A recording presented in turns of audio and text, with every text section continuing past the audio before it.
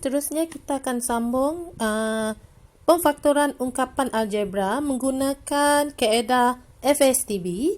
Okey, FSTB tadi ialah faktor sepunya terbesar. Okey, menggunakan kaedah faktor sepunya terbesar. Ungkapan algebra boleh difaktorkan dengan mencari faktor sepunya terbesar.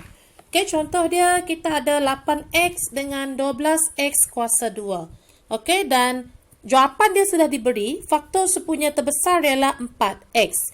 Jadi persoalan dia sekarang, macam manakah kita boleh tahu 4x itu adalah faktor sepunya terbesar bagi 8x dan 12x kuasa 2. Okey, so mari kita lihat pengiraan dia.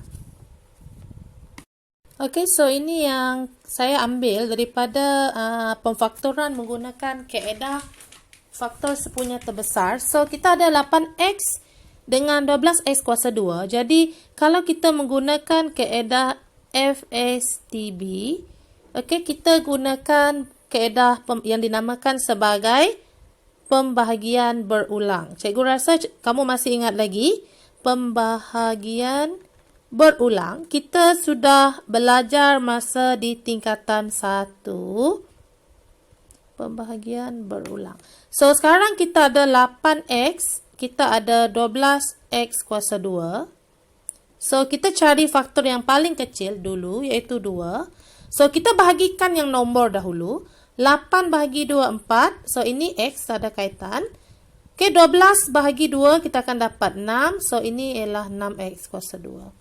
Seterusnya, kita tengok, adakah 4 dengan 6 masih dapat dibahagi dengan 2? Okay, so 4 bahagi 2, 2x. 6 bahagi 2, kita akan ada 3, turun x kuasa 2. So, sekarang, mari kita lihat, adakah 2 dan 3 masih dapat lagi dibahagi dengan 2? Atau dapat dibahagi dengan 3? Tak dapat.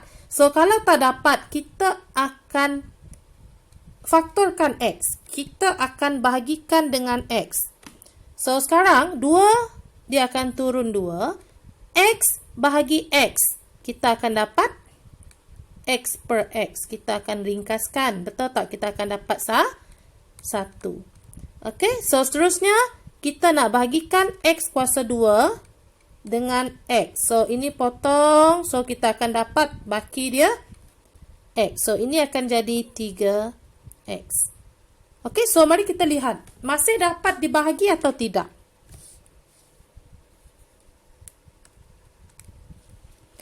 Okey, so dekat sini, untuk dapatkan jawapan dia, faktor sepunya, kita ada 2 darab 2 darab X. Kamu akan dapat jawapan dia ialah 4X. Okey, itu adalah faktor sepunya terbesar. Okey, FSTB dia ialah 4X. Jadi, kita nak tulis dia dalam bentuk pemfaktoran, kita kena buat kurungan. So, sekarang kita akan, yang ini tadi tak ada lagi lah ya. Ini sudah tinggal 2 sebab X bagi X tak ada nilai dah. So, nilai dia 1, tak perlu tulis. So, kita akan ambil 2 dengan 3X. So, ini ialah positif 3X. So, dalam kurungan kita akan tulis 2 tambah 3X. So, ini adalah jawapan untuk contoh yang diberi dalam buku teks. 4x, okay, dalam kurungan 2 tambah 3x. Di mana 4x tadi adalah FSTB. Okay, faktor sepunya terbesar. So, mari kita lihat. Inilah jawapan tadi yang cikgu dah terangkan. Ini dinamakan sebagai pemfaktoran. Okay, ini dinamakan sebagai pemfaktoran. Okey, mari kita lihat contoh yang seterusnya dekat sini. Contoh 7. Okey, mari kita lihat contoh 7. Tentukan faktor sepunya terbesar FSTB bagi sebutan yang berikut. Yang ini dia gunakan kaedah pembahagian berulang. Okey, untuk mencari FSTB. Pembahagian berulang. Okey, so mari kita lihat soalan A dia. Kita ada 6 hash dan 4 G hash. Okey, 6 hash dan 4 G hash. So, mari kita lihat dekat sini. 6H dan 4GH, kita akan bahagikan dengan 2. So, kita akan dapat 3H. 4 bahagi 2, kita akan dapat 2. G dengan H turun sahaja. Okey, kalau lihat 3 dengan 2 tak dapat dibahagi sudah. So, baru kita bahagikan dengan huruf H. So, bila kita bahagi huruf H, sebab, kenapa kita bagi huruf H? Sebab sini ada H, sini ada H, maksud dia benda yang sama. Faktor yang sama. So, bila bahagi dengan H, H dah tak ada dah, kita ada 3. Dan sini akan tinggal 2G. Macam ni ya, 2GH bahagi dengan H. So, kita potong lah. So, dia akan tinggal 2G. So, kalau 3H, kita bahagikan dengan H. So, kita potong, kita akan dapat 3. So, sekarang 3 dengan 2 dah tak dapat kita bahagi lagi dengan mana-mana nombor yang sama. So, sekarang kita nak cari FSTB. So, FSTB dia adalah 2 darab H. So, 2 darab H, kita akan dapat 2H. Itu kita punya FSTB. So, macam mana kita nak? Ini dia nak minta faktor saja. Tak perlu kita tulis dalam bentuk pemfaktoran. Sebab soalan ini dia hanya minta tentukan faktor sepunya. So, jawapan dia adalah 2H. Okey, mari kita lihat soalan B.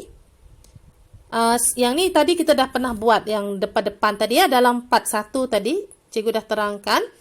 So, yang itu lagi susah sebab kita hanya senaraikan sahaja. Okey. So, mari kita lihat sini. So, mari kita lihat dekat sini. Kita senaraikan semua ini dalam pembahagian berulang. Sebab kita nak buat pembahagian berulang. 9C kuasa 2D. Kita ada 3D kuasa 2E. Kita ada 6DEF. So, kita bahagi dulu dengan 3. Okey, kalau tengok dekat sini, ini adalah faktor yang paling kecil. So, 9 bahagi 3 dapat 3. 3 bahagi 3 dapat 1. So, 1 tu tak payah tulis pun tak apa. Okey, so 6 bahagi 3 kita akan dapat 2. So, bila lihat kepada, tanpa melihat D ni dulu. Okay, D ni jangan tengok dulu. 3, 1 dan 2, tak dapat lagi kita teruskan operasi bahagi dia. Okay, dengan mana-mana nombor. So, mari kita lihat C. Dapat tak kita bahagikan dengan C? Seterusnya, ada tak C sama untuk semua 9, 3 dengan 6? Ada tak nilai C selain 9C kuasa 2? Tak ada kan? So, kita tak dapat bahagikan dengan C. Mari kita lihat D. D ada. Nilai D ada untuk semua ni. Okay, so kita akan bahagikan dengan D.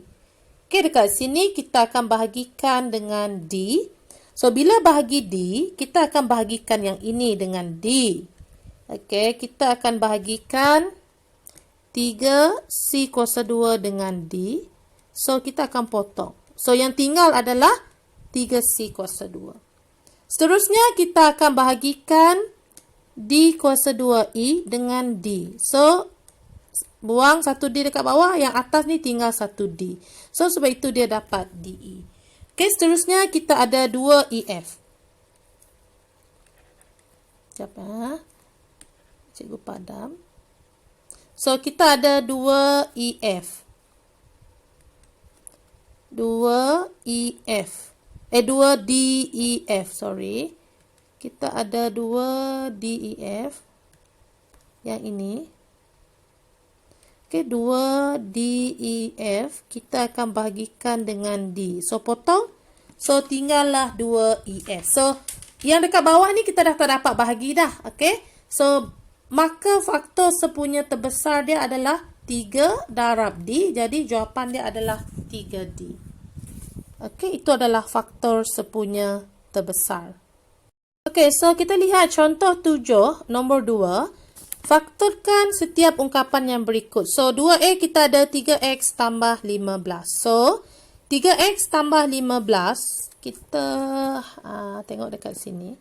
So, 3X tambah 15, kita akan bahagikan dengan 3. 2 tak dapat lah. 3 dan 15 tak dapat bahagi dengan 2. Jadi, faktor yang pertama kita akan letak adalah 3. So, 3X bahagi 3. 3X bahagi 3. So, 3 kita akan potong. So, tinggal X. Ini ada tambah kan? Positif. So, 15 bahagi 3 adalah 15. 5. So, bawah sini tinggal X tambah 5. Jadi, dan dia suruh kita ungkapkan. Okay. Dan seterusnya, kita akan ada faktor sepunya terbesar yang tinggal adalah 3. Okay, 3 ini. Ini adalah faktor sepunya terbesar. So, kita akan tulis dalam bentuk pemfaktoran. Kita akan ambil yang ini dan kita letak dekat sini. So, inilah jawapan untuk soalan 2A. Okey, untuk soalan 2B, kita ada ini 7M tambah 21M kuasa 2. Kita kena faktorkan. So, mari kita letak dekat bawah sini. 7M tambah 21M kuasa 2. So, 7 dengan 21. 7 tak dapat bahagi 2. Begitu juga dengan 21. So, kita ambil 7 itu sendiri. Okay, bahagi dengan 7. 7M bahagi 7. So, kita akan potong 7. Jadi, tinggal M. Okay, 21M bahagi dengan 7. So, 21 bahagi 7 kita dapat 3. Sebab itu dia 3M kuasa 2. So, dekat sini.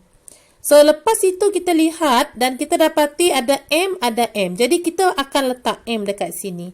So, M bahagi M, kita akan dapat positif 1. 3M kuasa 2 bahagi M. So, potong. Kita akan dapati ini ialah 3M. So, dekat bawah sini.